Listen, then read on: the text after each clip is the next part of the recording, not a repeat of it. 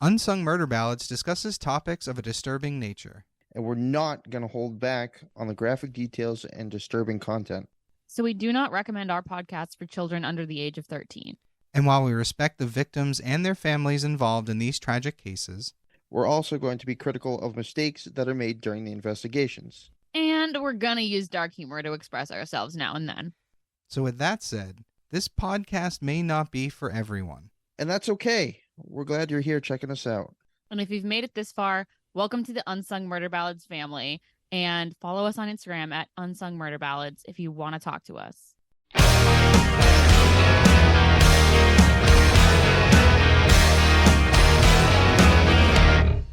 Hey everybody, welcome back to Unsung Murder Ballads. This is episode 150. I am Janus Dead. And I am Joyous Dead. Episode 150. How awesome is that? 150 is a big number. It is. I remember when way back, we celebrated episode 25 as a huge milestone.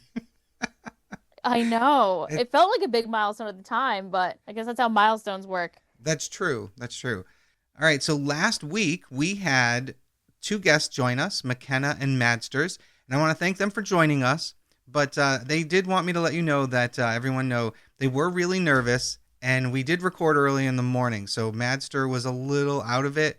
So in the future when they join us for some more of these revisited episodes, they will be more energetic, I promise. They were very nervous, and as I said, Madster was quite tired. I think they did. I think they did just fine. I thought so too. They were just, I mean, if you knew Madster, like I know Madster, you'd see that the energy levels that she had going on was less than half of what she normally is. She's a firecracker and she's a lot of fun. And I was kind of surprised myself that she was so tired and out of it. But, you know, they were both also very nervous. So we're going to take care of that. I remember I was so quiet my first few episodes that I did too. Right. And it takes a little bit, but they're a lot of fun and they definitely want to keep doing it. So yeah, we're going to have some fun with that. And again, maybe we can even throw you in the mix to record some of these. Yeah. It's going to be fun. We're going to see, we'll see what happens. The funny thing is this is also going to release after Halloween. So we didn't do anything super, super special for Halloween, which, you know, is okay. I think that first year where we did 7 episodes, like one a day, was really ambitious of us and something we couldn't possibly do every year. Definitely not. Unless we all left our jobs, which wasn't going to happen. So tonight I have another For Joyous Information. Since Jameson's not here, it's a good thing you're here, because then we would have had to have skipped another week. Yeah, it's a good thing I'm here, and I'm so ready for information. Well, I realize this is also the 11th FJI that we've done.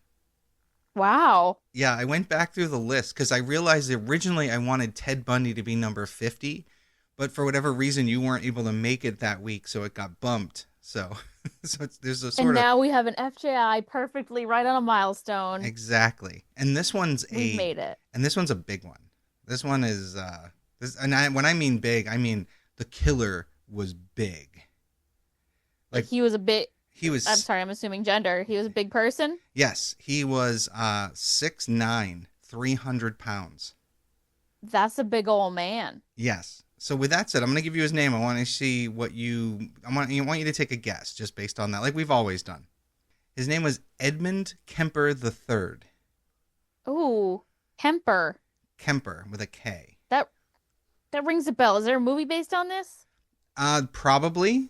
I know he has shown up on Mindhunter, the TV show that you have not yet watched. Yes, the TV show I haven't watched. Kemper. Do you want his moniker? Yeah, give me a moniker. His moniker was the co-ed killer. Which doesn't... Okay, that's giving college. Yeah, well, yeah. You think? Obviously. College, and I'm going to say, for some reason, you know what I'm thinking of? The actress Ellie Kemper. Okay, I don't know who that is. That's funny. She was in Untouchable Kimmy Schmidt. I think that's her name. I haven't seen that one, so yeah, I don't know. Oh, okay, well, never mind. That name is kind of giving me Mormon vibes, so I'm going to guess murder at BYU. Okay, no, well, unfortunately, you're definitely off on that one, but it's okay, because this... It's okay, it's why we guess. Yeah, so this is, He was active in the 70s, and he was in Mm-hmm. California. So basically, that was the mecca of serial killers in the 70s. Was the West Right, Coast. right, right. So yeah, so even if you had guessed that, like, because that would be the easiest, like, if you're gonna throw a dart, that's where you'd aim, I suppose.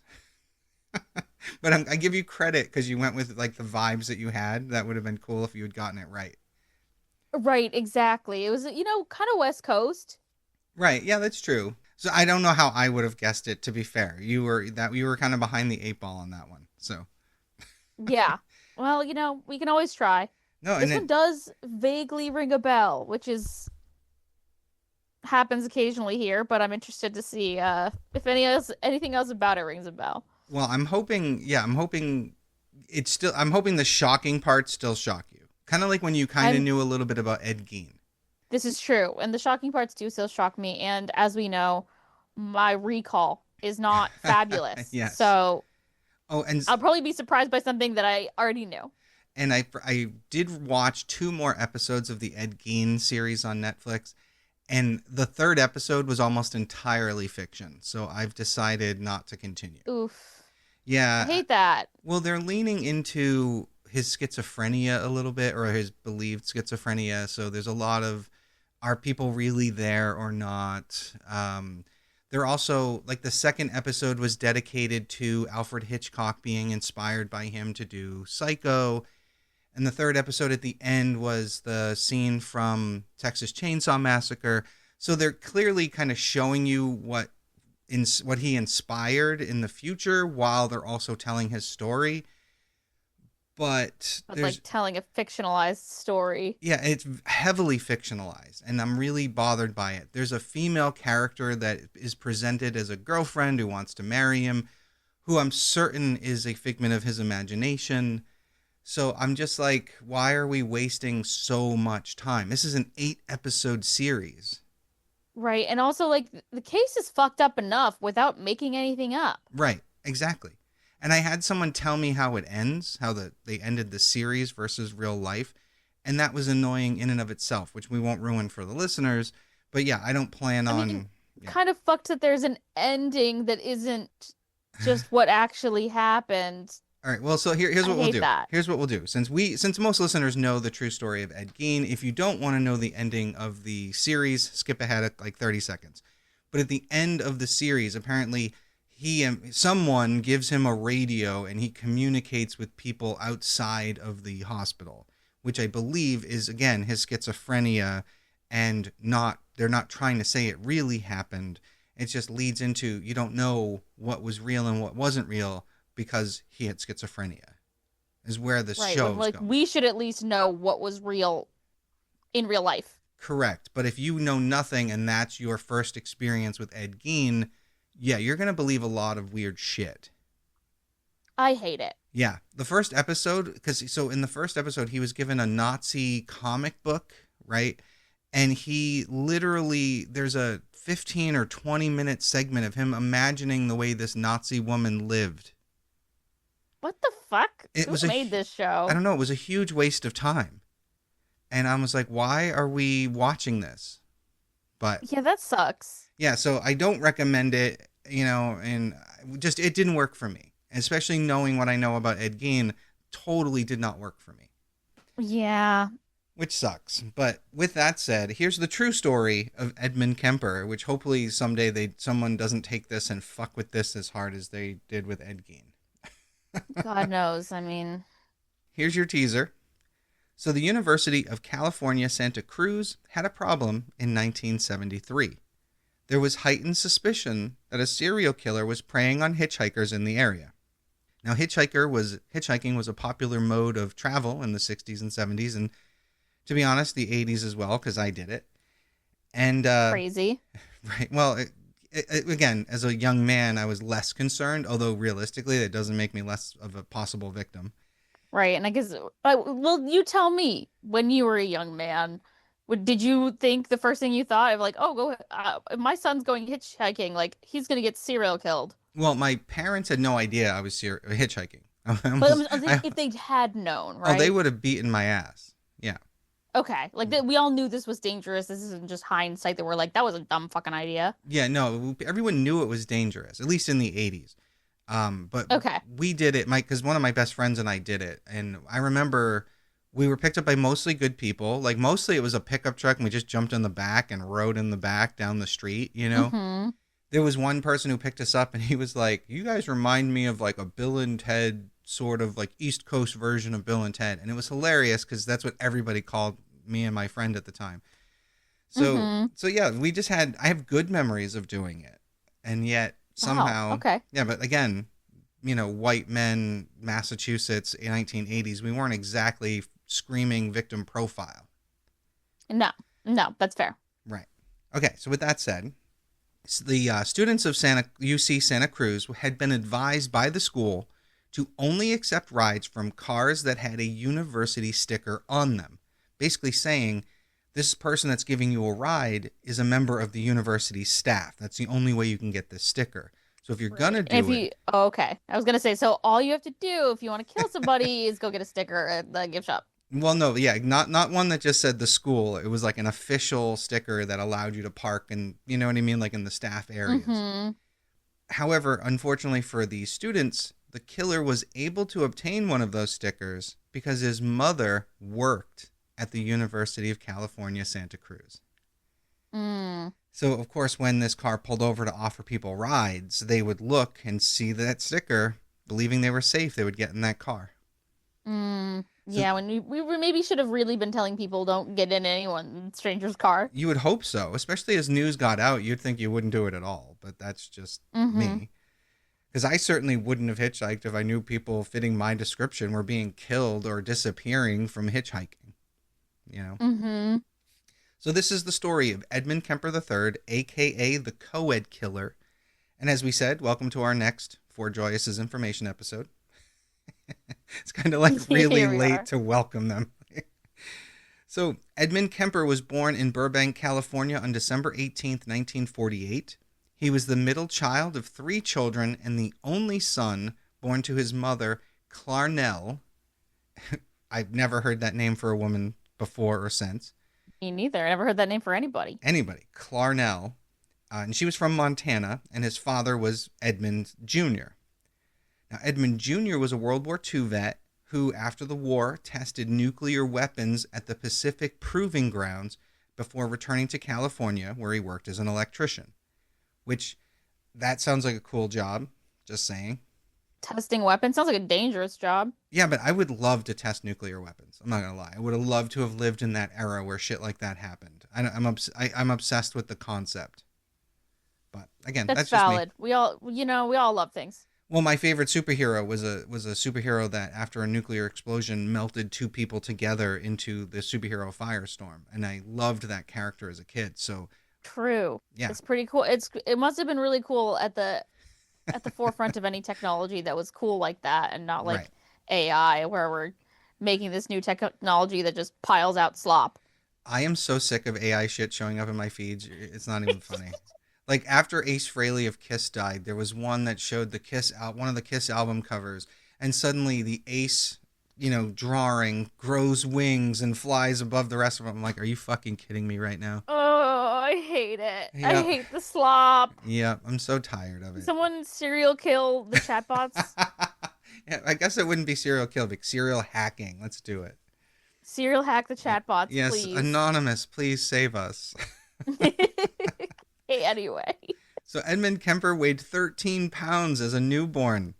And Woof. Yeah, and by the time he was 4 years old, he was a head taller than all the other kids his age.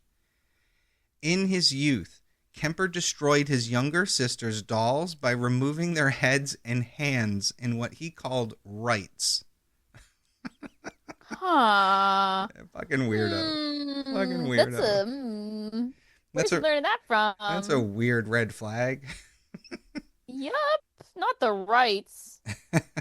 So on one occasion, when his older sister, Susan, teased him and asked him to try to kiss his teacher, he replied, quote, "If I kiss her, I'd have to kill her first," unquote.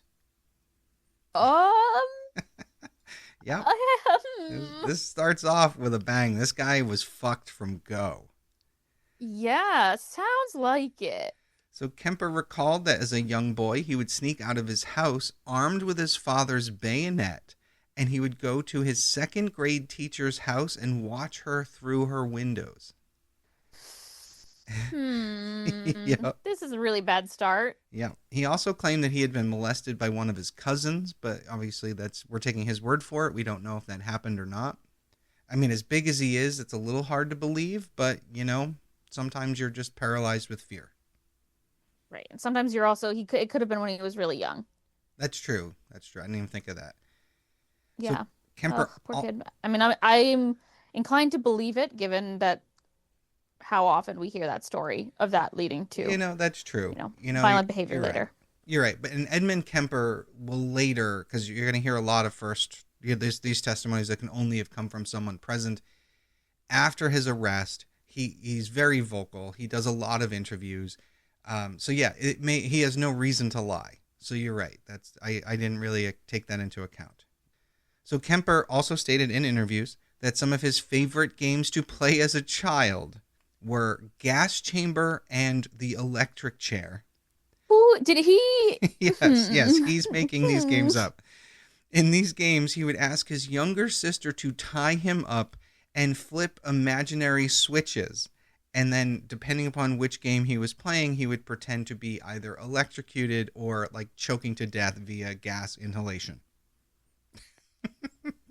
What an active imagination this young man has. I love it. I'm not gonna lie. I wish, I remember my games as a kid, and I didn't do anything like that. Like, I was creative, but this is next level.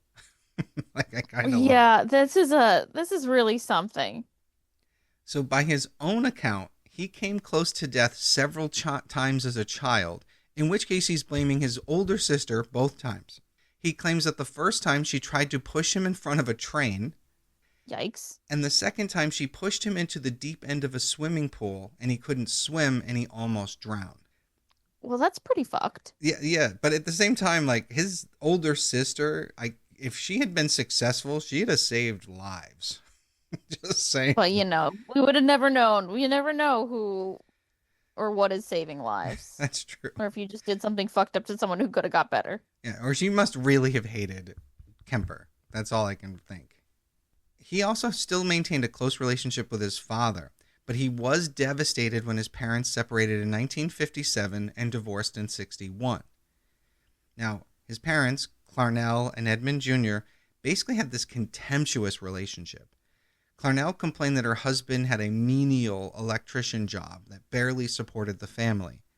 And Edmund Jr. later stated that, quote, suicide missions in wartime and the atomic bomb testings were nothing compared to living with Clarnell, unquote.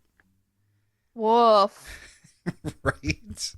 I fucking love That's it. That's a hell of a thing to say about your ex-wife. That you'd rather keep testing, risking your life at nuclear tests? Yeah, no. Yeah, woof. After his parents divorced, Kemper lived with his mother, Clarnell, in Helena, Montana.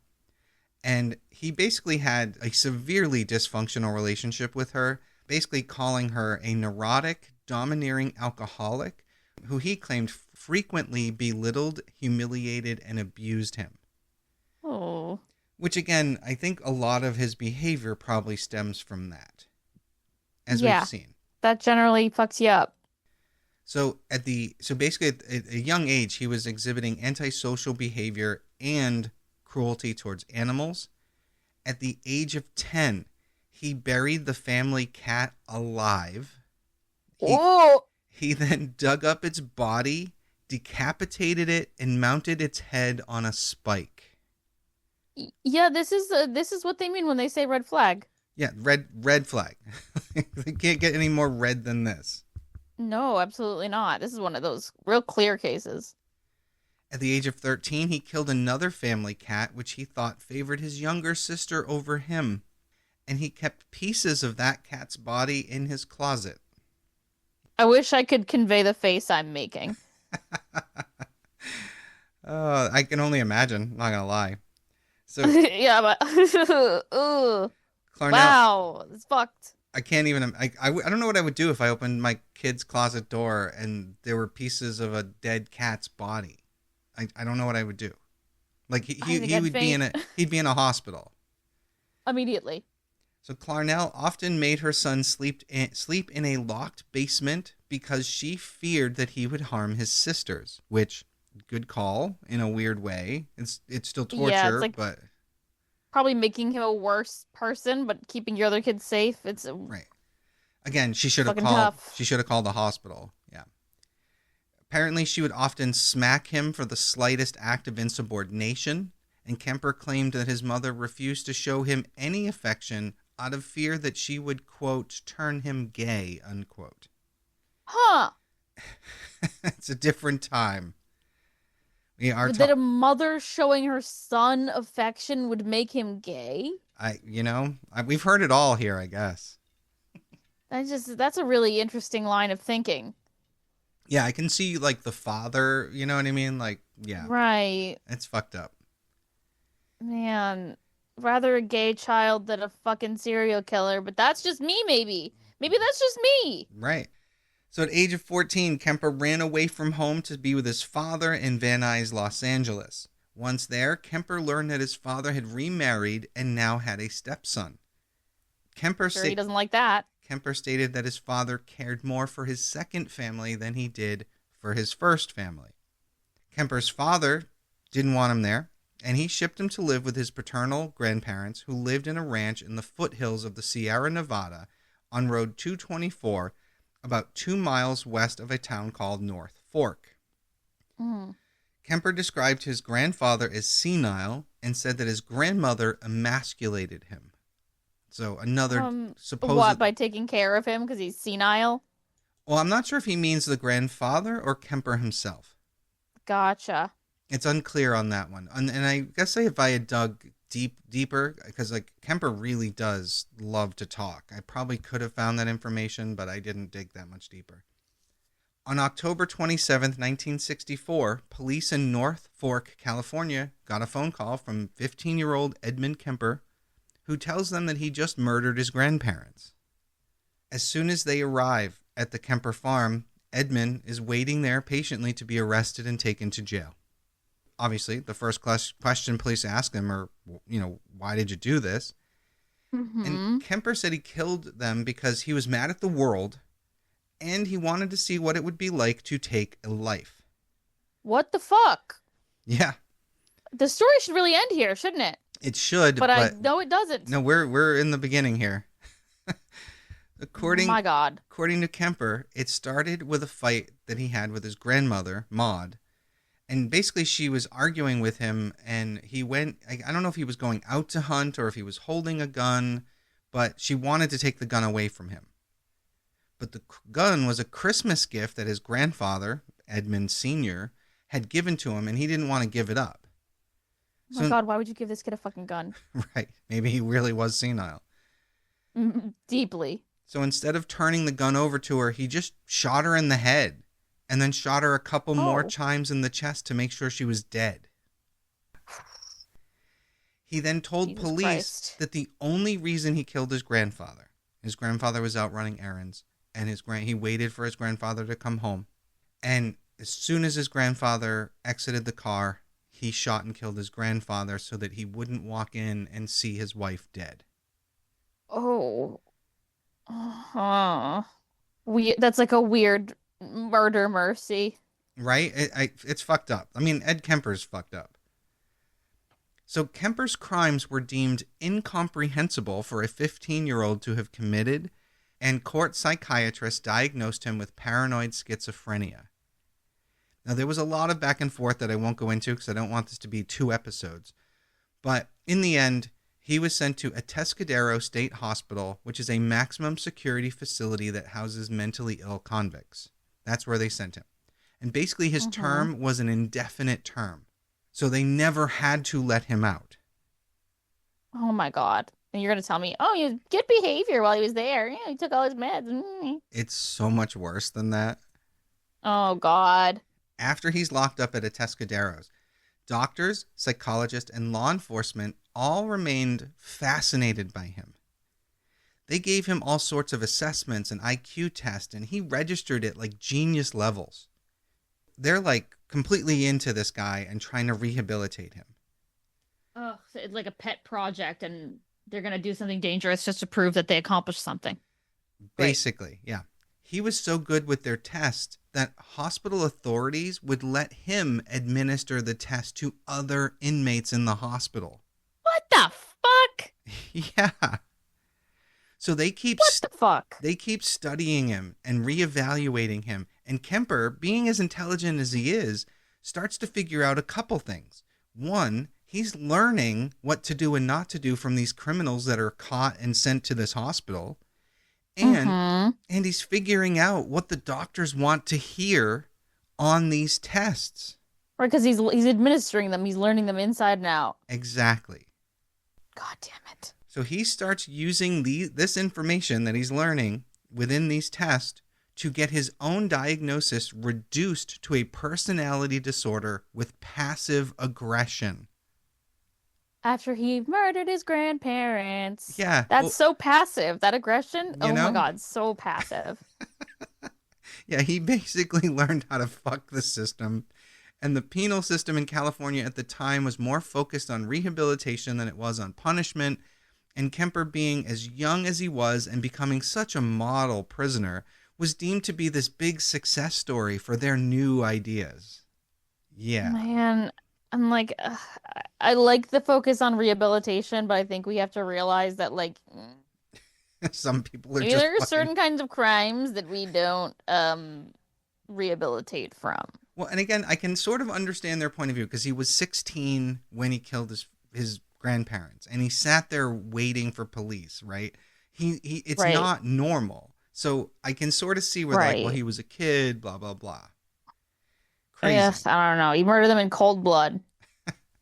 Well, the doctors were so impressed with his progress that he was released on his 21st birthday, which was December 18th, 1969. Wow, that's really not a long time. And even though some of the doctors advised against it, Kemper went back to live with his mother, Clarnell, who at the time was living in Central California, about 180 miles away from where he killed his grandparents. Jesus Christ. Now, Clarnell, who by this time had remarried and taken on a new surname of Strandberg, but she was divorced again by the time Edmund Kemper III here gets out. Oh my God. Now, Clarnell was residing in Aptos, California, which was a short drive from where she worked at the University of California, Santa Cruz. Kemper, when he was reevaluated by the doctors, he demonstrated further to the psychiatrist that he was rehabilitated, and on November 29th, 1972, his records were permanently expunged. What the fuck? Yeah. So I don't think we should be expunging murder records. Just a concept. Yep. They completely wiped the murder of his grandparents completely away. Yeah. That's, oh my God. So since his mother worked at the college nearby, she gave Kemper one of the parking passes to access the campus so he could come and go whenever she needed something or he needed something, blah, blah, blah. And he was on that campus a lot, and he saw a lot of students hitchhiking. Now, again, he was still on parole, and he was under law enforcement supervision, but as far as any of them could tell, he was behaving himself. And interestingly, he started attending a community college himself, but the classes, even though he's intelligent, he didn't have the capacity to focus long enough, so that didn't work out. He then applied to be a state trooper. Okay. What? Yep. Now, he didn't make the cut, but it's not because of his criminal record, because they couldn't see that. Oh my God. He didn't make the cut because he was 6'9" and 300 pounds.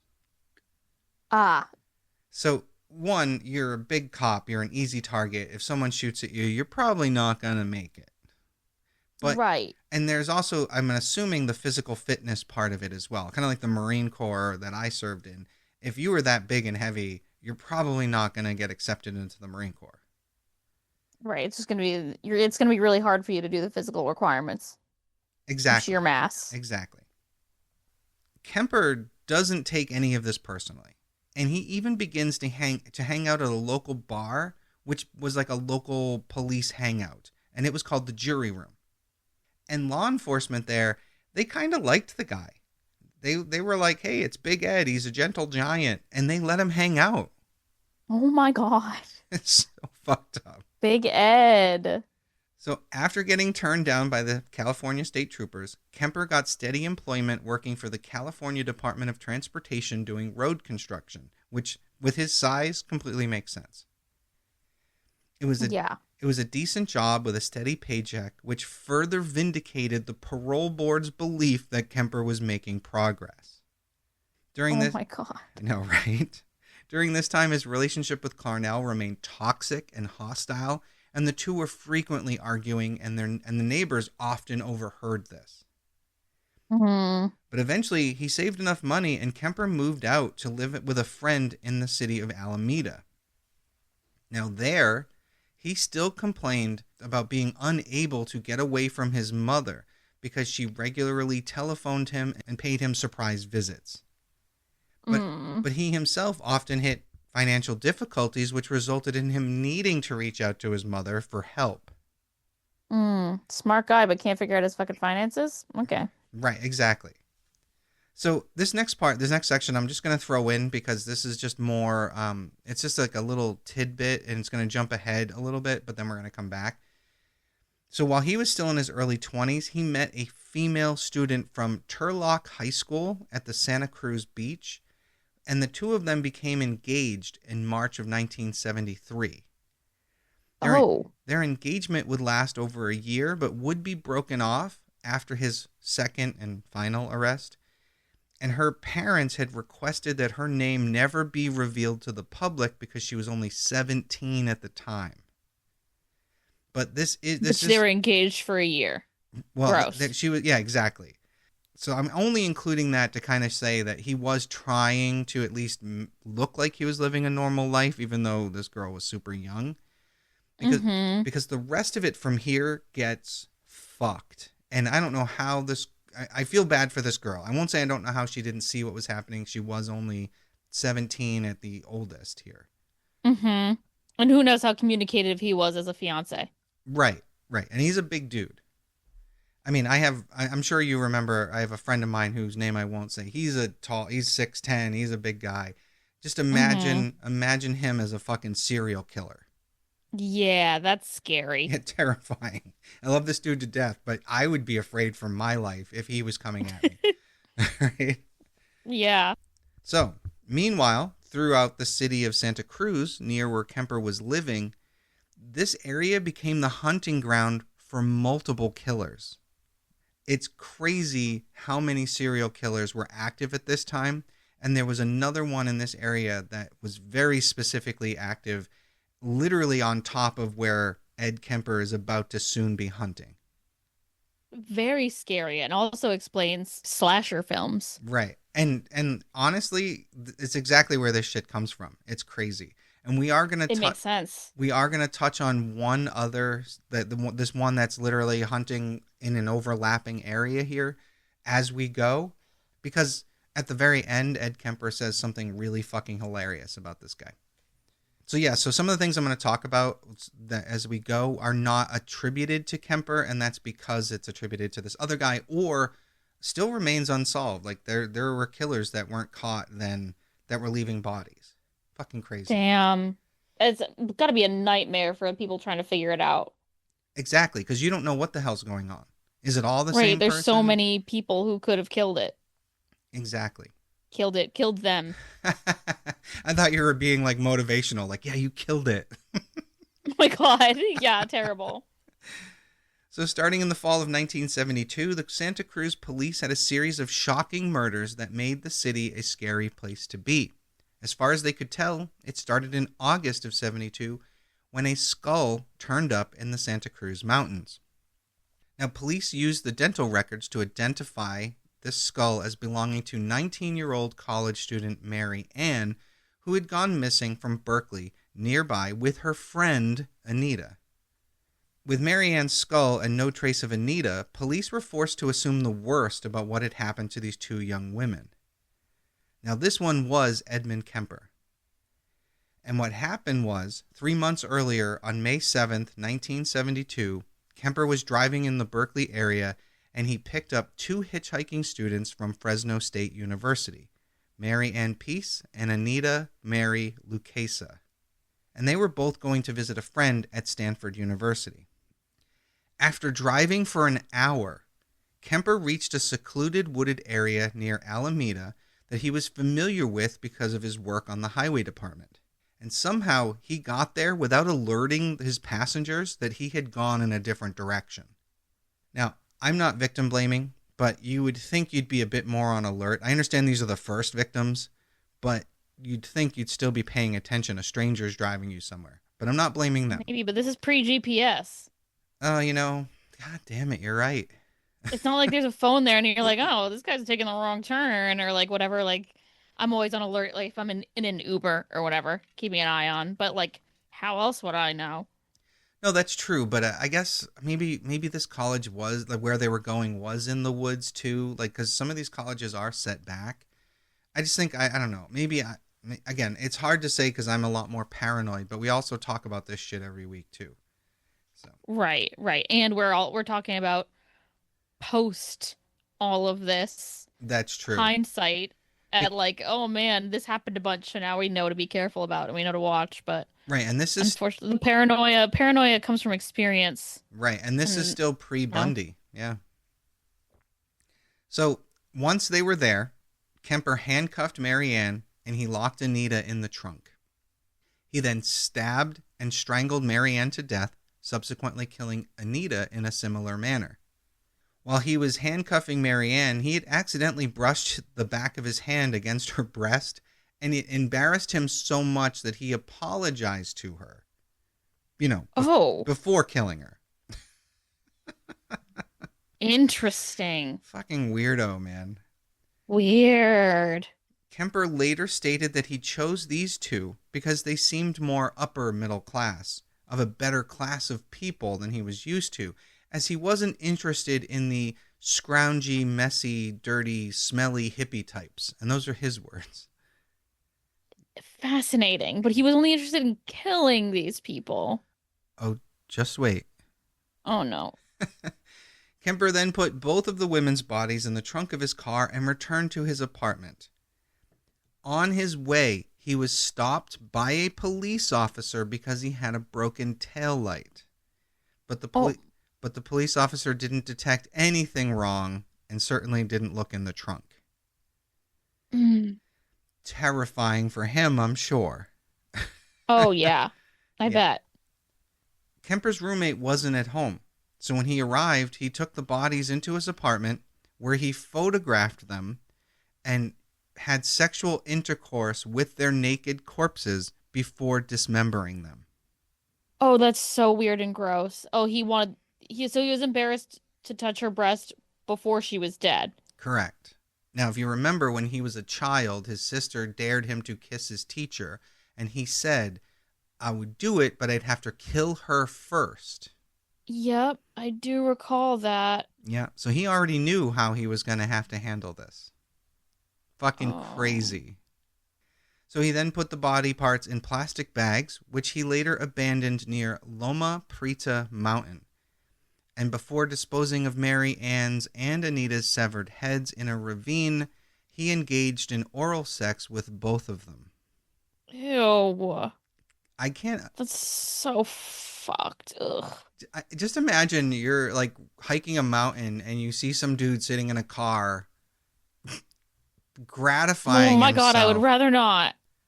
So as previously stated, Mary Ann's skull would be found in August of that year, but no trace of Anita was ever found.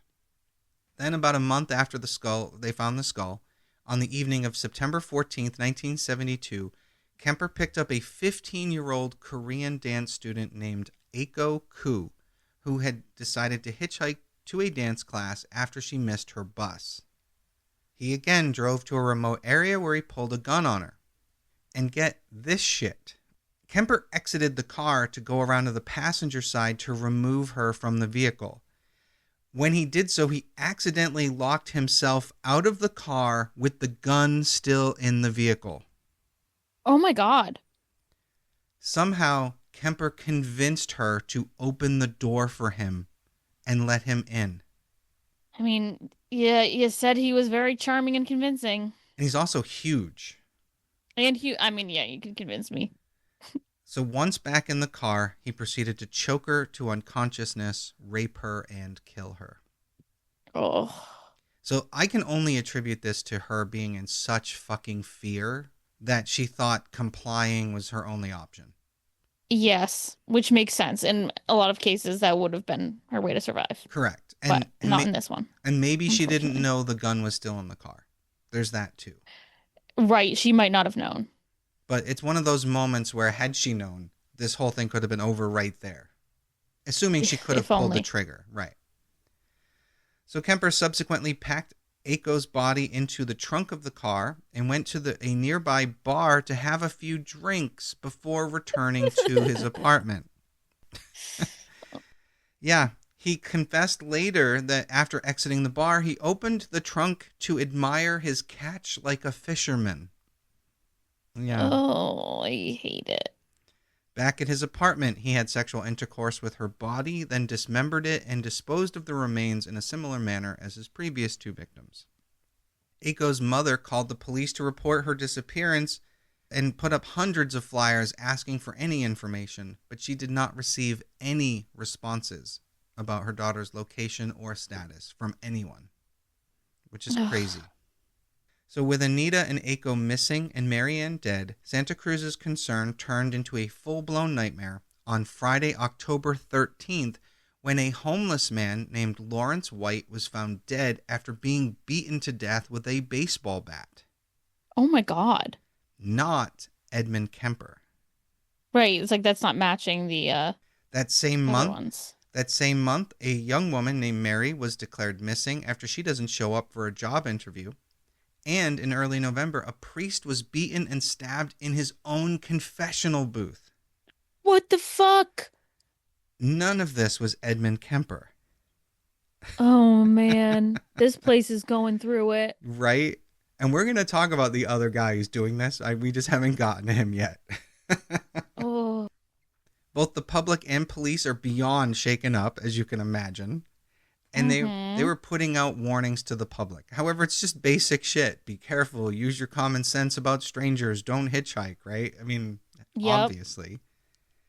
Before this, Santa Cruz was a pretty chill place to live, the type of town where people move to get away from the big cities. But here we are. The whole town is terrified, and they had a serial killer on their hands.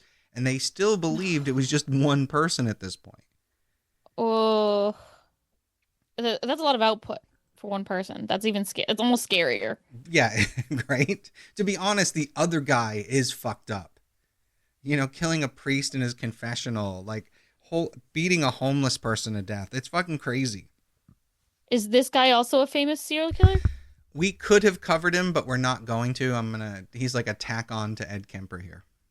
So, Gotcha. Yeah, I could have covered him. He's not, I hate to say it, he's not worth it. And at the end, Edmund Kemper is going to sum him up far better than doing an episode on him ever could. So, All right. The California State Troopers shared their fears with their good old pal Big Ed at the local bar. Oh my fucking God. As they sit there and lament that they have no real leads as to who's doing this. Great. Yep, good old Big Ed. Good old Ed. In January of 1973, another woman goes missing and reappears in a terrifying fashion where parts of her dismembered body washes up on the shores of the beach. According to the Santa Cruz Sentinel, she was identified as Cynthia Shaw, who went by Cindy. Now, Kemper, who had moved back in with his mother at this point, had been driving around Cabrillo College campus when he picked up 18-year-old Cindy. Ugh. He had driven to a wooden area and shot her with a .22 caliber pistol. He just shot her. Ugh. He then placed her body in the trunk of his car, drove to his mother's house, where he kept the body hidden in a closet in his room overnight. Ugh.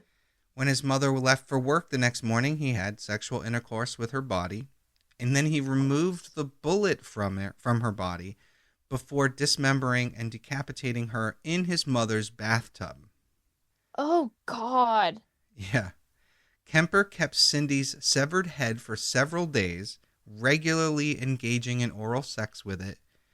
He then buried the head outside in his mother's garden with the head facing upwards towards his mother's bedroom. Oh, this is another one where I'm like, oh my God, I wish you could see my face right now. Oh my God, that's so terrifying. It's crazy. That is so diabolically terrifying. After his arrest, he stated he did this because his mother always wanted people to look up to her. Oh my Lord. Ah. The guy is so fucked up. So he discarded the rest of Cindy's remains by throwing them off a cliff. Super casual considering, I have to say. Yeah, he's kind of a little all over the place there. So over the course of the following few weeks, all of Cindy had been recovered, everything except her head and her right hand for some reason, which again goes back to what he did to his sister's dolls, but I don't know what he did with the hand. And maybe I could have dug deeper and found that, but weird. Maybe we don't know. So a pathologist determined that Cindy had actually been cut to pieces with a power saw. So that was something else that he didn't reveal to police. That was something they figured out. Interesting. And if all of this wasn't bad enough, on January 25th, literally the day after Cindy's body was identified, someone killed 5 people in a single day. What the fuck?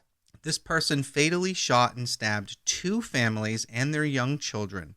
And again, from what I can tell, this wasn't Kemper. Just imagine being the police department in Santa Cruz at this time. It's like, it makes me think of horror movies. Like I was just watching one of the Scream movies the other day, and it makes me think of that. It's just like every single night, right? Another person is killed, and it's like they can't even keep their heads on straight. What do you even do? If I lived in that town, I'd have moved back to wherever. I'd have been gone. Yep. On February 5th, 1973, after a heated argument with his mother, Kemper left the house in search of possible victims.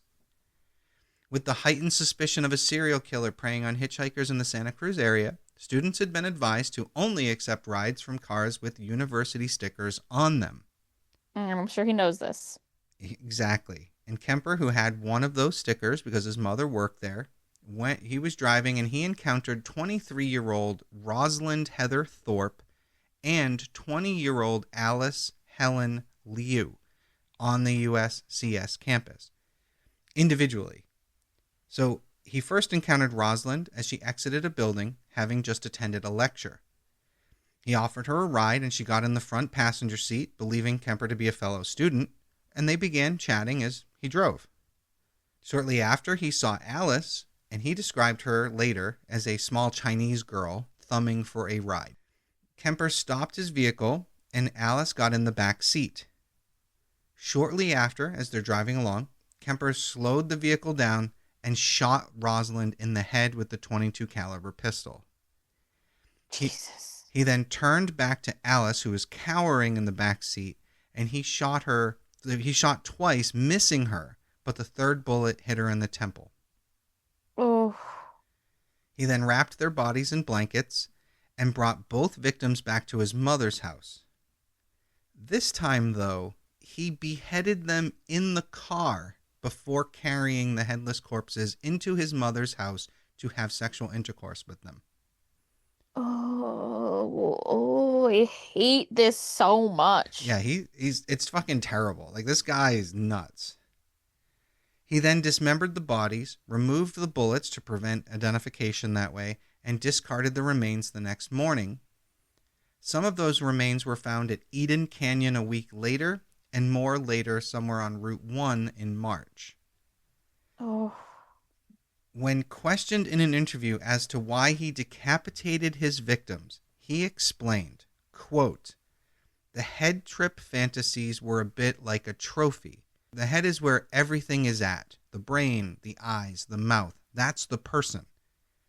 I remember being told as a kid You cut off the head and the body dies. The body is nothing after the head is cut off. Well, that's not quite true. There's a lot Oh. left in a girl's body without the head, unquote. That is fucking horrifying. There's no other word for it. Yeah. Yeah, I'm a little bit at a loss. Again, you should listen to this guy's interviews. He is so calm. It's almost like he's lecturing a classroom full of people when he talks about doing this shit. Oh And the TV show Mindhunter does an amazing job of having this guy like precisely down. Like the actor who played Ed Kemper deserves an Oscar or whatever they give, an Emmy or whatever. Oh. Yeah. The next day, 4 teenage boys were shot dead at an illegal campsite at a state park just north of Santa Cruz. Again, not Kemper. The day after that, police get another call about a murder after an old man who was weeding his lawn was shot in broad daylight. Oh, yeah, it doesn't sound like Kemper either. But unlike the other murders, this time they're able to catch the killer. This was a man named Herbert Mullen. And in a strange parallel to Kemper, when Kemper killed his grandparents back in '64, Mullen is also very calm when he's arrested. He doesn't resist and he goes willingly with police.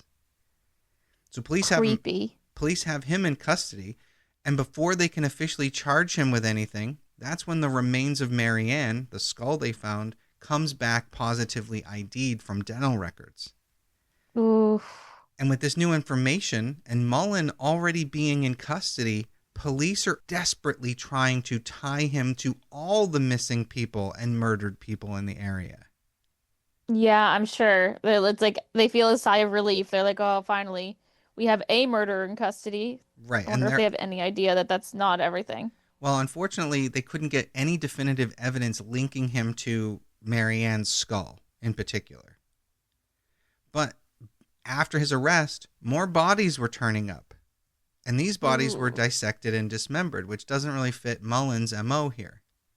Yeah, seems like he's just walking around and killing.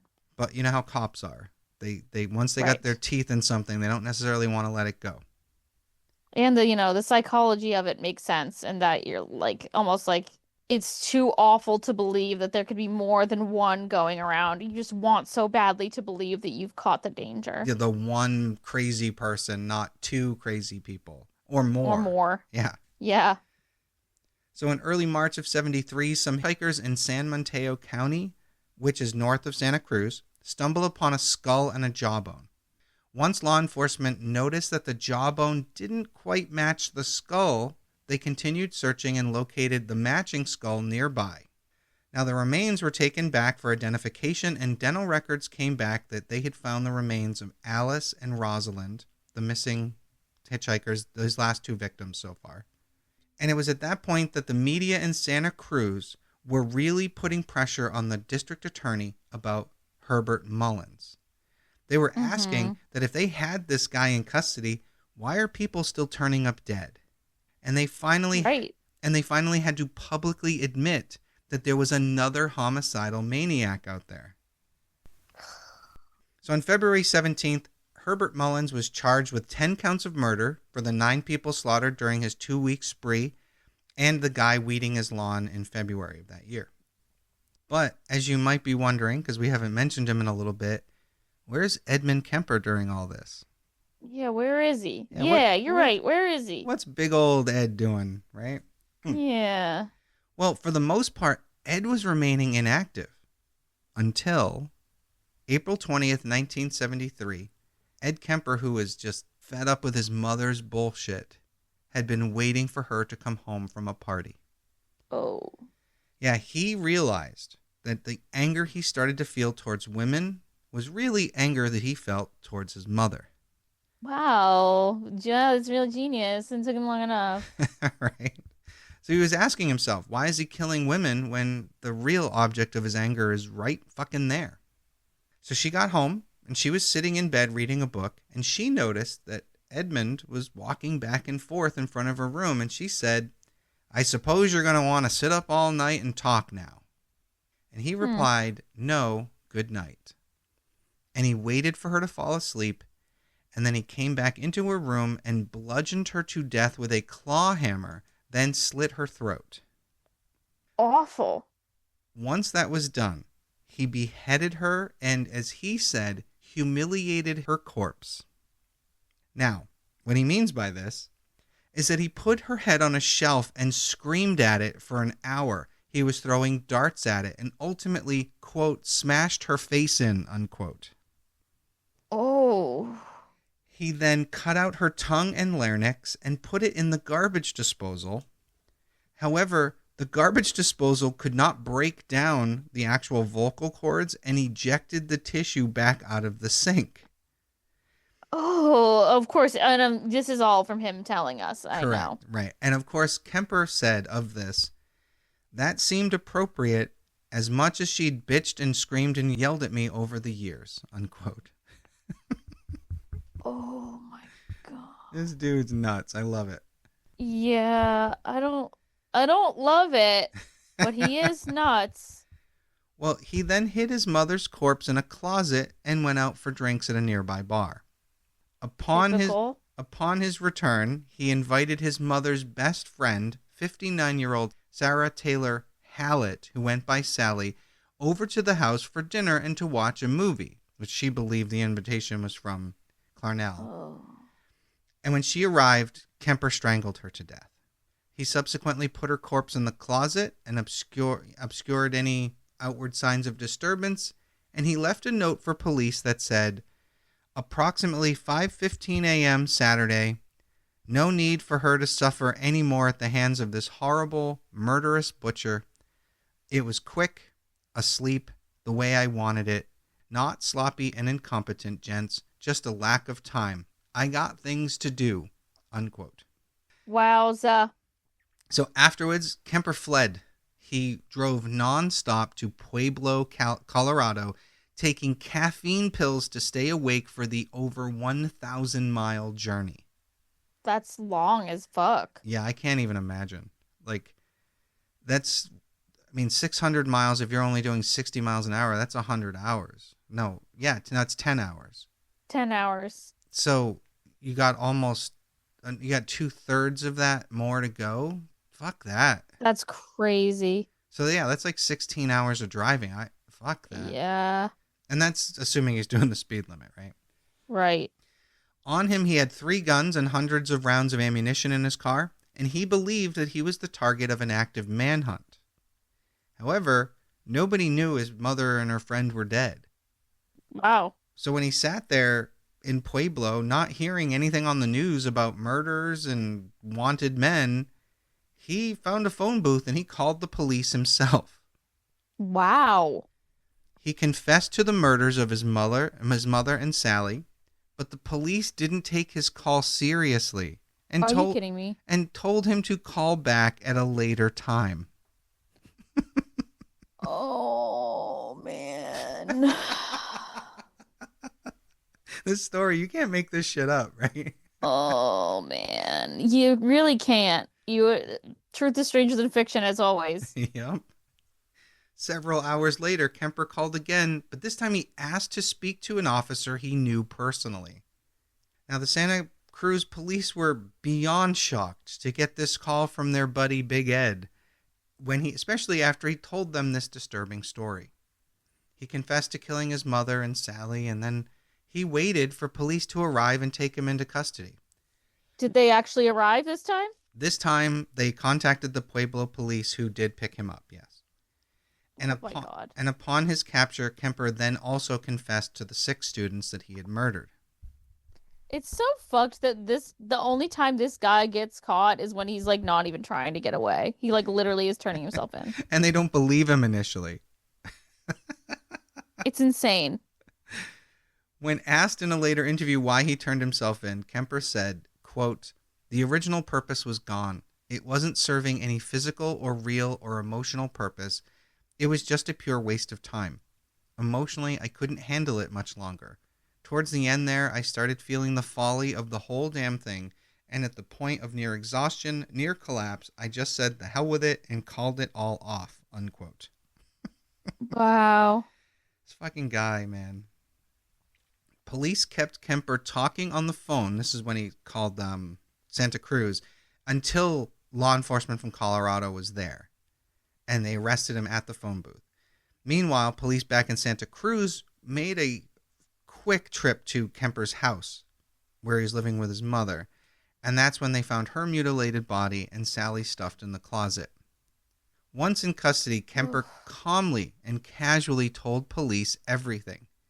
He stated that he had been planning the killings for years before actually acting on them. Basically, as soon as he got out of that mental hospital, he knew he wanted to do it. Oh my. Mm-hmm. He said I wonder what happened to the people who worked in that mental hospital who were like, yeah, he's fine. And by that point, they were probably promoted and working for some private agency somewhere. Oh, I fucking hate it. He said he bought the car and made his own kill kits with handcuffs and plastic bags, but the urge wasn't out of control in those early years. He said that during that time, building up to his first kill, he had picked up around 150 female hitchhikers around Santa Cruz. Wow. And was just sitting there cooking on it. Yep, just waiting for the moment he felt it was right. Oh. Kemper was indicted on 8 counts of first-degree murder on May 7th, 1973. Due to Kemper's explicit and detailed confession, his counsel's only option was to plead not guilty by reason of... motherfucking insanity. Insanity, yep.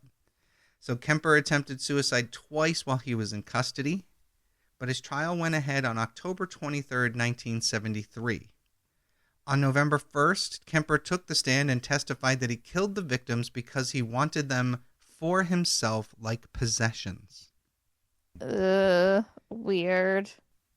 He stated that there were 2 beings that inhabited his body, and that when the killer personality took over, it was kind of like blacking out. That was his insanity defense, I guess. On November 8th, 1973, the jury deliberated for 5 hours before declaring Kemper sane and guilty on all counts.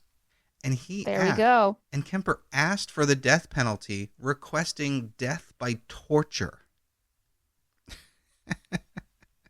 The fuck?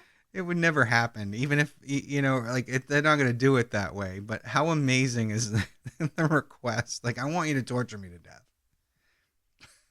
Yeah, I hate that. However, at that time, California had a moratorium on capital punishment, so there was nobody getting executed or sentenced to death. So he instead received 7 years to life. Huh. For each count, but they were going to be served concurrently. Okay. And he was placed at the California Medical Facility in Vacaville, California. Now, this facility that Kemper was incarcerated in was the same place that held Charles Manson and Herbert Mullen, who we spoke about earlier. Damn. Now, Kemper showed particular disdain for Mullen. And he described Mullen as, quote, just a cold-blooded killer, killing everybody he saw for no good reason, unquote. Interesting.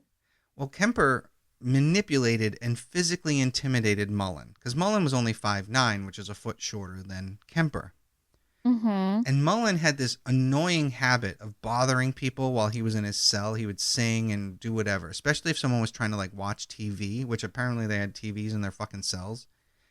The fuck? Yeah, so Kemper started telling a story. And I've listened to this story in a recording, like his interview. It's hilarious.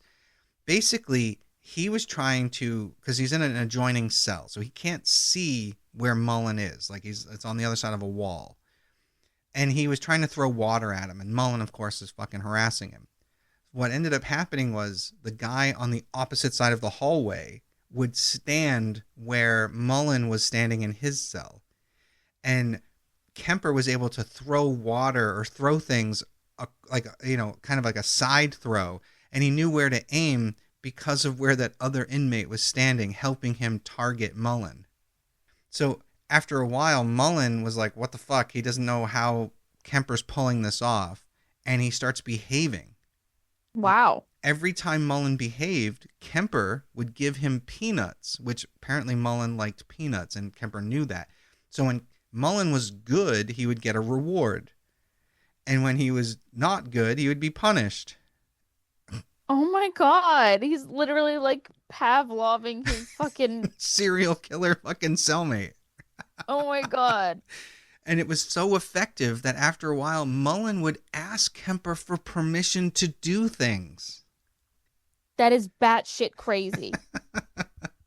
This man is nuts. Exactly. It's funny how you say it. Like, he's intelligent and yet not intelligent enough. It's so fucked up. Yeah. So again, I've stated that Kemper really enjoyed talking, and he did a lot of interviews. And many of these interviews have contributed to the understanding of the minds of serial killers. FBI profiler John E. Douglas described Kemper as, quote, among the brightest prison inmates he'd ever interviewed, capable of rare insights for a violent criminal, unquote. This also feels like maybe this was an inspiration for Silence of the Lambs too, because everything you just described sounds very much Hannibal like Lecter, yeah, I can see that. Yeah, and like even the whole setup with like, the cell block that's got all these really fucked up people on it and the obnoxious one that he like controls. That's true. It's funny because Ed Gein only inspired the other killer in Silence of the Lambs, not Hannibal Lecter. So I can see right. So I can see where this part, maybe that was part Ed Kemper. I can see that. Right. So John E. Douglas, the FBI agent who interviews him, he further added that he actually liked Kemper and referred to him as friendly, open, sensitive, and having a good sense of humor, which is fucking bizarre. Yeah, but I guess like if you're an FBI agent who deals with serial killers, you probably have a fucked up sense of humor too. That's true. And John E. Douglas and the next guy we're about to talk about, Robert Ressler, a lot of their writing is what inspired the show Mindhunter. And they're the ones who they're the ones who wrote the book on serial killers, and their information from Kemper was a big part of that. Again, I highly recommend watching Mindhunters. It was amazing. Kemper's discussions with Robert Ressler, another FBI agent, changed how the FBI conducted interviews with serial killers. So at the end of one of these interviews, Kemper told Ressler, quote, "The guard isn't coming back. They're on a change of shift. He's not going to be back for like 30 minutes. In that time, I could snap your head and leave it on the table, and I'd own this prison because I killed an FBI agent," unquote. Jesus. So after that guard came back, Kemper said that he was just joking. But regardless, the FBI then changed its requirements for FBI agents to interview inmates, and they always had to do it in pairs going forward. Yeah, that makes sense. Yeah. I can't believe they were just in a room together. Again, you should watch that show. It is so good. Oh my God. Oh man, you're selling me. So Kemper has been eligible for parole since 1979, and he has been denied every time. Good. Following his 2024 parole hearing, it was reported that Kemper was wheelchair-bound and suffered from diabetes and coronary heart disease. A psychiatric evaluation conducted in April of 2024 classified him as a high risk to reoffend, which is crazy considering his state, but at the same time, I'm sure he would just to do it. Yeah. And he is next eligible for parole in 2031. Which he's probably not going to get. I don't think he's ever getting out. Yeah, and even if he's still alive, then they're not going to let him out. And that is the case of Edmund Kemper III. That was really fucked. Yeah, that was a brutal one. Like he's that famous for a reason. Of the fuckedness of the yeah, fucking necrophilia and like just like. What I think the part that blows me away the most is how it's like his hatred for his mother that was really the instigator of the whole thing. Like that was his catalyst. And that was the end of it too. Yeah. It's so when he realized, fucked up. Oh, I'm just mad at my mother. He kills her and then he's like, I'm done. You can take me away now. You know what else? If this man had had a singular therapy, well, you know what? He probably had a bunch of therapy He in the mental hospital. So he you know what? I he take it back. did, and he used it against them. He did. I was gonna say if this man had one good session of therapy, he would have realized his mother was the problem. Probably just murdered her. Yeah, it would. And honestly, after killing his grandparents, that's what he should have done and saved these other girls their lives. But unfortunately, he killed them and violated their bodies in the worst way. But Yeah, just really fucking awful. at least they weren't consciously there to endure it. You know what I mean? That is a good point. That it's better than having done those things to those women alive. Right, exactly. As fucked up as it is to say it, they were better off for not consciously being in that body when it happened. Yeah. Ugh. Ugh. Ugh. That's all I have to say about this is ugh. Yeah, and this was a brutal one, and that's why they're saved for these FJIs, because these are the famous ones that, that everybody knows in this community, and like you said, inspired movies and countless other ugh, gross. Yeah, that really sucks. And now I'm like, now I gotta know. Was this a stated inspiration for Oh yeah, you should look it up. Science of the Lambs? I'm looking at the Wikipedia right now. Hold on. Okay.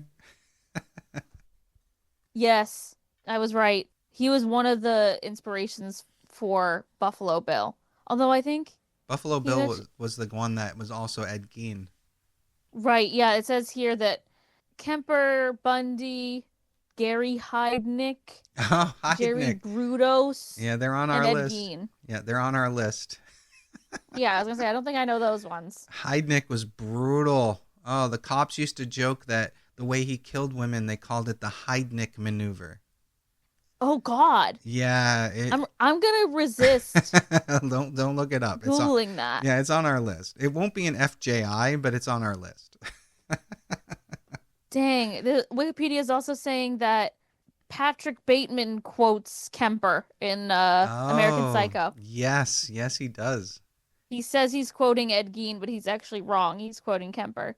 Which is perfect for that character who is so confident and not exactly right. You know what I mean? Yes, so it makes sense. Yes, exactly. Like unfounded confidence. Nice. That's funny. Well, all right. Well, I'm glad I tortured you for the night. Oh man. Well, it's what we do. It's what we do on this show. It's what we do. So thank you everyone for joining us. Once again, I'm Janus Dead. And I'm Joyous Dead. And we'll see you next week. Bye.